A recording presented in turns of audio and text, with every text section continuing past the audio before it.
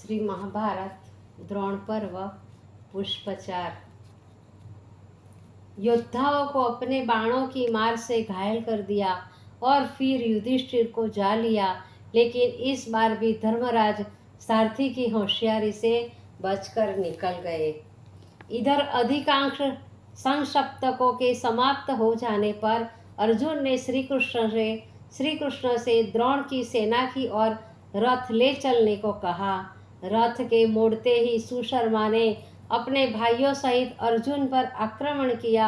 उस समय धनंजय बड़ी दुविधा में पड़े। उन्होंने कृष्ण से पूछा कि हे केशव, इधर तो सुशर्मा युद्ध के लिए पुकार रहा है और उधर गुरु द्रोण हमारी सेना का बड़ी जल्दी से संहार कर रहे हैं। इस समय हमारा किधर जाना हितकर होगा, यह बताने की कृपा करिए। श्री कृष्ण ने बिना कुछ कहे सुने अर्जुन का रथ सुशर्मा की ओर मोड़ दिया। वहां पहुंचते ही अर्जुन ने 7 बाण मारकर सुशर्मा को बींध डाला और 2-2 बाण मारकर उसका धनुष और रथ की ध्वजा काट डाली और उसके एक भाई को उसके सारथी सहित यमपुरी में भेज दिया। उस समय सुशर्मा को बड़ा क्रोध आया और उसने शक्ति और तोमर से श्री कृष्ण और अर्जुन पर धावा किया, लेकिन धनुर्धर अर्जुन ने शीघ्र ही 3 बाणों से शक्ति और तोमर दोनों को काट दिया। 5 बाण मारकर सुशर्मा को मूर्छित कर द्रोण की ओर चल दिए। मार्ग में ही राजा भगदत्त से सामना हो गया। भगदत्त अपने मेरु सदृश हाथी पर बैठा हुआ था। उसने रथ सहित कृष्ण और अर्जुन को नष्ट करने के लिए उन पर अपना हाथी हुल दिया, किंतु पटु सारथी श्री कृष्ण ने रथ को बड़ी शीघ्रता से दक्षिण की ओर मोड़ दिया।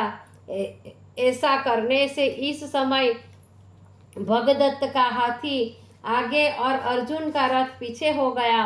भगदत्त और उसके हाथी को ठिकाने लगाने का यह बड़ा अच्छा अवसर था, लेकिन धर्म विरुद्ध समझकर अर्जुन ने ऐसा नहीं किया। भगदत्त और उसके यम समान हाथी तीनों ही की सेना को बुरी तरह मार रहे थे। यह देख अर्जुन को बड़ा क्रोध आया और उन्होंने भगदत्त के हाथी की लोहे की झूल को काट दिया और भगदत्त को घायल कर दिया। भगदत्त ने भी अर्जुन के सिर का लक्ष्य बनाकर एक वज्र के समान कठोर तोमर चलाया। उसके आघात से अर्जुन का किरीट टेढ़ा हो गया। किरीट को सीधा करते हुए अर्जुन ने भगदत्त से कहा, राजन, अब तुम इस संसार को जी भर कर देख लो, क्योंकि मेरे किरीट को टेढ़ा करने वाला इस संसार में अधिक देर तक नहीं ठहर सकता। तब भगदत्त ने वैष्णवास्त्र से अभिमंत्रित करके तीक्ष्ण अंकुश अर्जुन की छाती की ओर चलाया। भगदत्त का यह अमोघ अस्त्र अर्जुन को समाप्त करने में पूर्ण समर्थ था। अतः श्री कृष्ण ने अर्जुन को अपनी ओट में करके उस प्राणघातक अंकुश को अपनी छाती पर ले लिया। इस घटना से अर्जुन को दारुण दुख हुआ। उन्होंने श्री कृष्ण से कहा, हे करुणा वरुणालय, आप तो अंतर्यामी और सर्वज्ञ हैं। आप भली भांति परिचित है कि मैं इस अस्त्र का निवारण करने में पूर्ण समर्थ हूँ। फिर भी आपने युद्ध न करने की प्रतिज्ञा के रहते हुए ऐसा क्यों किया? तब भगवान श्री कृष्ण ने इस अस्त्र की अमोघता के संबंध में एक प्राचीन कथा सुनाई और अर्जुन को आज्ञा दी कि अब शीघ्र ही राजा भगदत्त का काम समाप्त कर दो। कृष्ण की आज्ञा पाकर अर्जुन ने एक बाण हाथी के मस्तक में मारा। भगदत्त के अनेक प्रयत्न करने पर भी हाथी आगे बढ़ न सका और उसी समय मर गया। एक अर्धचंद्राकार बाण से भगदत्त को भी मार डाला।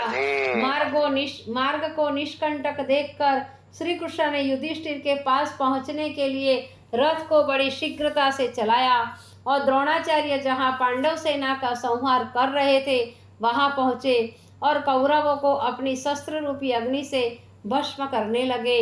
योद्धा लोग उनके सामने से भागने लगे। अर्जुन ने भागते हुए सैनिकों को नहीं मारा। अपने सैनिकों को धैर्य बंधाते हुए महारथी कर्ण अर्जुन के सामने आए और आते ही दिव्य अस्त्रों का प्रयोग करने लगे, किंतु अर्जुन उनके विपक्षी अस्त्रों को चलाकर कर्ण द्वारा चलाए गए अस्त्रों का निवारण करने लगे और कर्ण पर अति तीक्ष्ण बाणों की वर्षा करने लगे। कर्ण भी अपने अस्त्रों से अर्जुन के बाणों को निवारण करने लगे। यह देखकर अर्जुन ने 7 बाण मारकर कर्ण को घायल कर दिया और उसके 3 भाइयों के मस्तक काटकर रथ से नीचे गिरा दिया।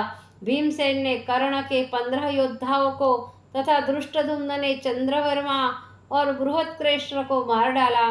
सात्यकी ने 64 बाण मारकर कर्ण को बिंध डाला। उस समय द्रोण, दुर्योधन और जयद्रथ ने आकर कर्ण और उसकी सेना की रक्षा की। उधर से भीमसेन, अभिमन्यु, धृष्टद्युम्न आदि सात्यकी रक्षा के लिए आ गए।